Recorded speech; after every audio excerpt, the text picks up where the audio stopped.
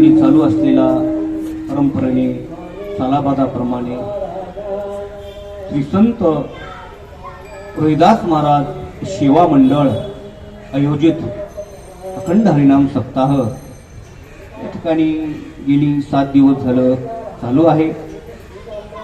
ज्यांच्या नेतृत्वामध्ये हा सप्ताह या ठिकाणी चालू आहे. या कार्यक्रमाचे प्रमुख मार्गदर्शक हरिभक्तीपरायण गुरुवर्य तुषार महाराज शिंदे गुरुवर्य यांच्या आयोजनात नियोजनामध्ये या ठिकाणी हा सप्ताह चालू आहे. सर्व या संत रोहिदास महाराज सेवा मंडळाच्या वतीने सर्व कार्यकारी मंडळ या ठिकाणी कार्यरत आहे आणि ज्यांच्या माध्यमातून मला या ठिकाणी येण्याचा प्रदर्शन घेण्याचा योग आला. आमचे असणारे प्रमुख सहकारी आमचे गरड मामा गुरुवर्य गरड मामा हे कांसूरचे आहेत आणि कांसूर हे फडकऱ्यांचं गाव आहे. फड आहे आणि आमच्यासाठी कांसूर गुरुघराणा आहे. असणारे त्या ठिकाणचे आमचे सहकारी परमित्र मातृतुल्य असणारे पितृतुल्य गरड मामा यांच्या माध्यमातून महाराजांनी संपर्क केला आणि या ठिकाणी येण्याचा योग आला. आपणा सर्वांचं दर्शन झालेलं आहे. प्रथमतः सर्वांच्या चरणावर नतमस्तक होतो. विठला विठला.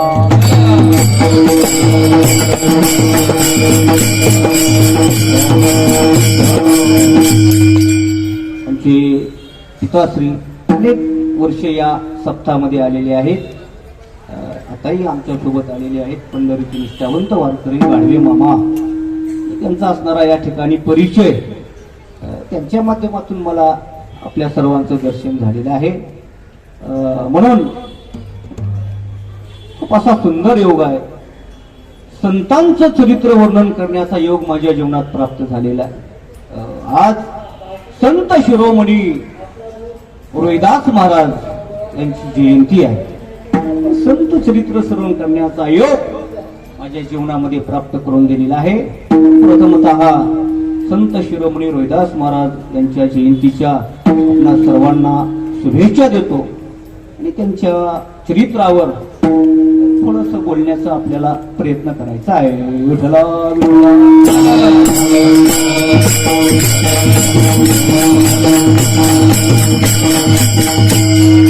पत्रिकेमध्ये कार्यक्रमाची वेळ मला वाटतं 9:30 ते 10:30 अशी आहे. 9:30 ते 11:30. तर आता मला तो सुरू करायला 10:30 वाजले. तसं मला बाबांनी 12:30 पर्यंत परवानगी दिली. बरं 12:30 पर्यंत म्हणले कीर्तन करा. 12:30 पर्यंत आपल्याला सेवा करायची आहे. आता याच्यामध्ये आपल्याला या जयंतीच्या निमित्तानं संत शिरोमणी रोहिदास बाबा यांचंही थोडस चरित्र पाहायचं आहे. आज काल्याची सेवा असल्यामुळं काल्याचा प्रसंग देखील पाहायचा आहे. आता दुग्ध शर्करा योग आहे. विठला विठला.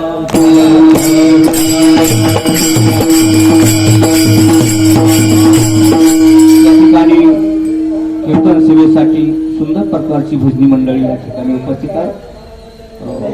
मला परिचय कुणाचाच नाही. बघितलेले आहेत पंढरीमध्ये आळंदीमध्ये. मलाही तुम्ही कुठं बघितलं. बाबांना मी बऱ्याच ठिकाणी बघितलं. आमच्या वडिलाचे मित्रच आहेत. त्या ठिकाणी मी प्रथमच आलेलो आहे. मला कुणाचा परिचय नाही आणि परिचय झाल्यानंतर नाव घ्यायला काय हरकत. कुणाचाच परिचय नाही आणि एका वंदिता भले तुझी याशी सहजशी निंदिली. सर्वच आपण श्रोतृवर्ग मात्रवर्ग चोपदार कुठं कुठं आम्हाला एक चोपदार नसतो. भाग्य आहे की 2 चोपदार. याचं कारण एकच आहे. पूर्व पुण्य ठेवा ओढवला.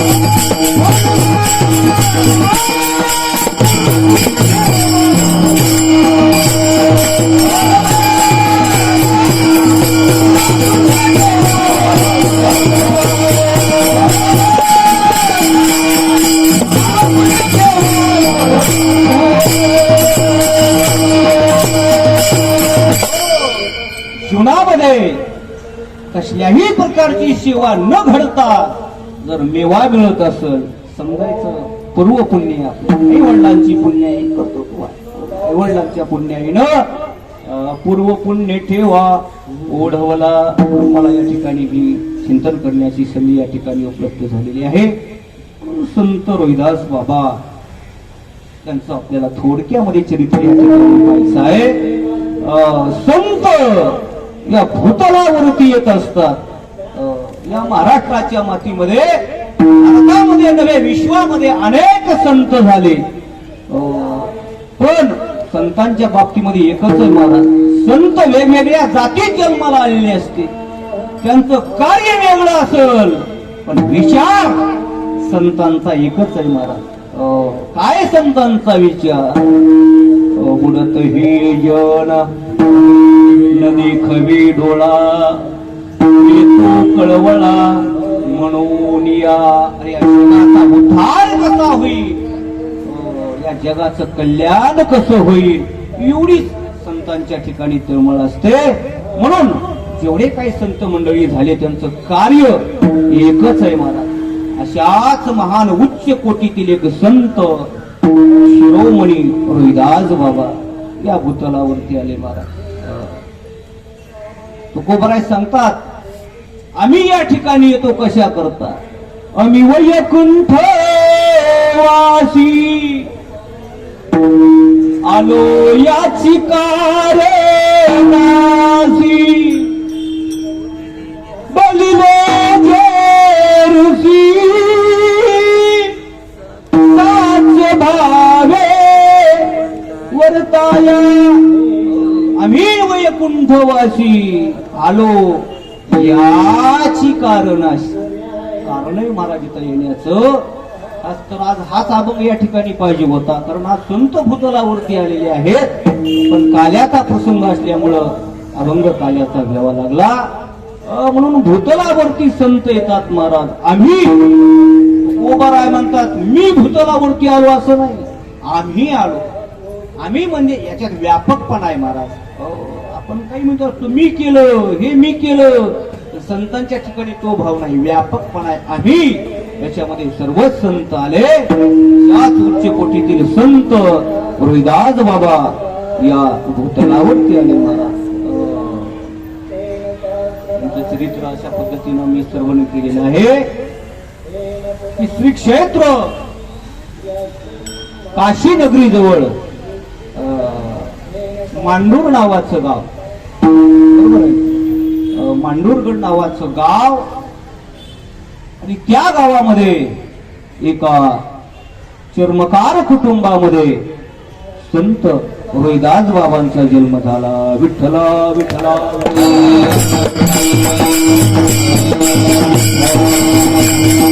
सांगून गेलो की संतांना जात नसते, संतांना धर्म नसतो महाराज. मी पदरतो बोलतो असं नाही, वर्णन आहे महाराज. याता जाती धर्म नाही,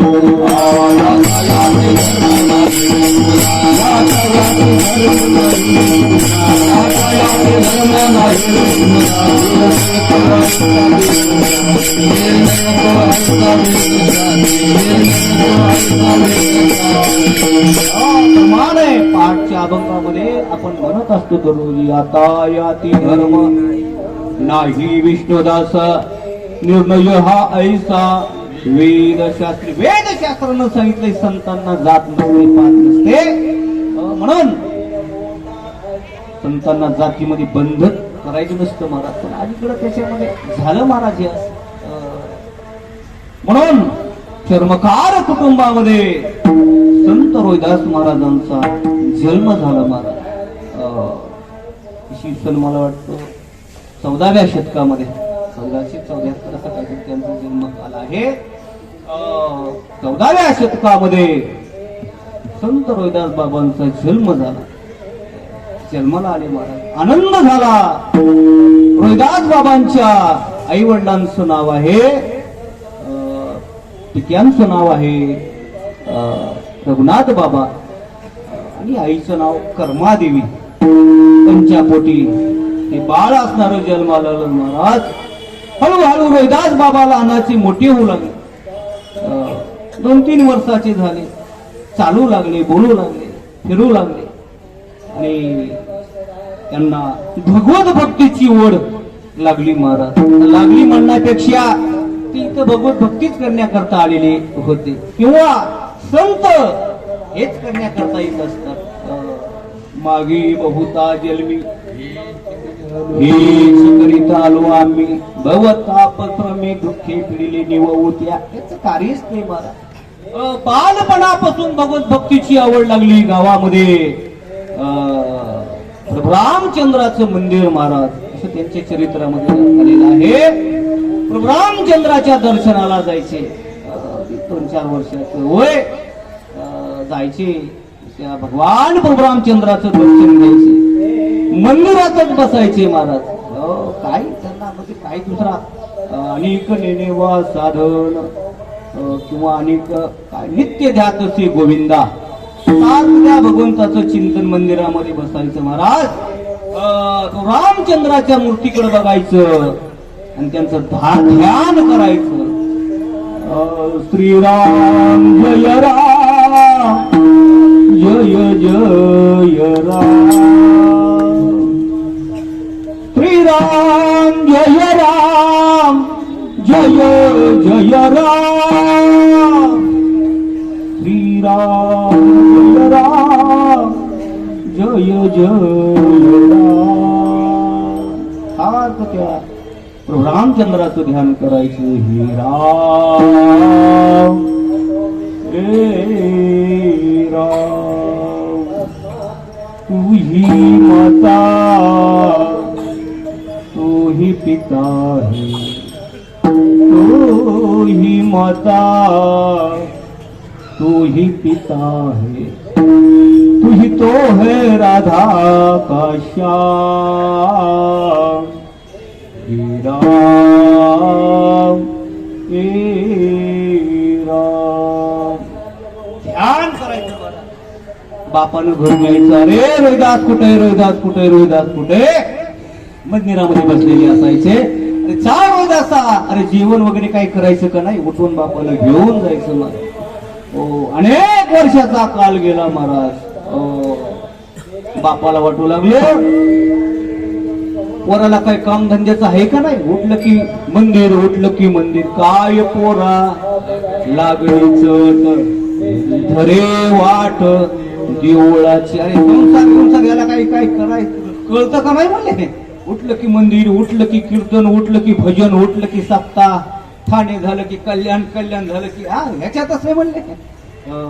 बापानं आपल्या पत्नीला सांगितलं, कर्मादेवीला, अगं मुलाला नीट सांग, काय काम धंद्याचं बघ म्हणा.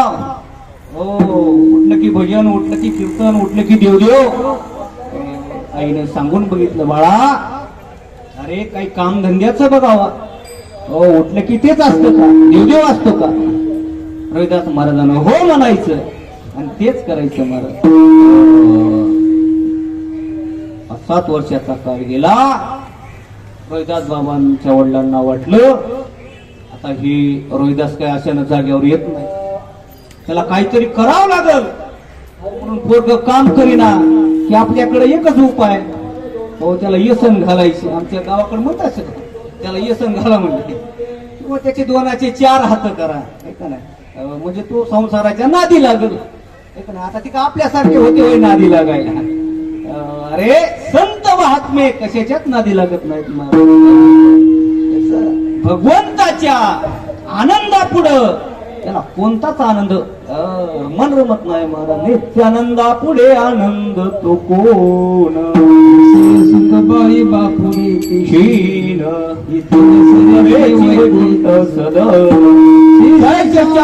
त्रिपुट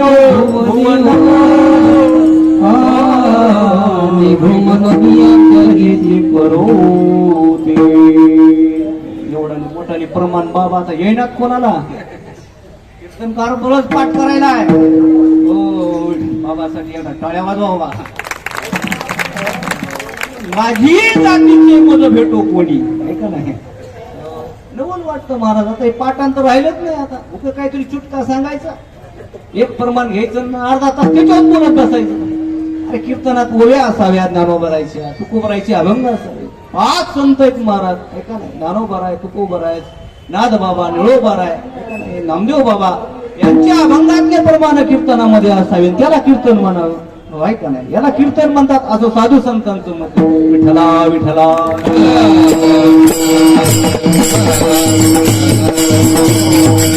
मग तारीख येऊ की नाही येऊ, ऐका नाही, तारखीमुळे कीर्तन सुरू झाले महाराज. आता अवघड परिस्थिती झालेली आहे. नित्यानंदापुढे आनंद तो कोण, अरे भगवंताच्या आनंदापुढं कोणतं सुख त्यांना काहीच वाटत नाही महाराज. अरे स्वर्ग सुख जरी प्राप्त झालं मग तया सुखाची किरीटी करोनिया पावटी परब्रह्माची पाठी आरूढती. स्वर्गाचं जरी सुख साधू संतांना मिळालं छिडकारून देतात महाराज. असं एवढे ते विषयापासून दूर झालेले असतात. पण आई वडिलांना वाटलं रोहिदास महाराजाचं लग्न करावं, लग्न लावून दिलं महाराज. 7व्या वर्षी रोहिदास बाबांचं लग्न लावलं असं त्यांचं चरित्रात ऐकायला मिळतं. झालं महाराज, संसाराला सुरुवात झाली. पण संसार कशाच, परमार्थच महाराज. संसार पत्नी आली पण काही काळजी नाही महाराज. काही काळजी, उठलं की आपलं की भगवंताचं दर्शन, पूजन, भगवत भजन हे याच्यातच महाराज. अनेक वर्षाचा काल गेला आणि रोहिदास बाबांचे वडील म्हणू लागले, बाबा आता पोरग काय ऐकत नाही, आता याला काय करावं, याला घराच्या बाहेर हाकलून द्यावं. याच्या पण काय म्हणले, आता कामच करीना म्हणले, कवरं पोसावं याला. पहिल्या काळी बाप लेकाला घराच्या बाहेर हाकलून द्यायचे, आता परिस्थिती बदलली. काय का नाही, बाप लेकाला हाकलून द्यायचे, काम नाही करणं, ऐकणं. काय झालं, तो पहिला काळ होता. आता काळ बदल, आता कशाला सांगायचं मला. म्हणून सांगितलं, अरे रोहिदासा तू काम करत नाही, धंदा करत नाहीस, उद्यापासून तुझं वेगळं वेगळं असतं राहायचं. म्हणले दारामध्ये आपली जागा आहे, तिथं झोपडी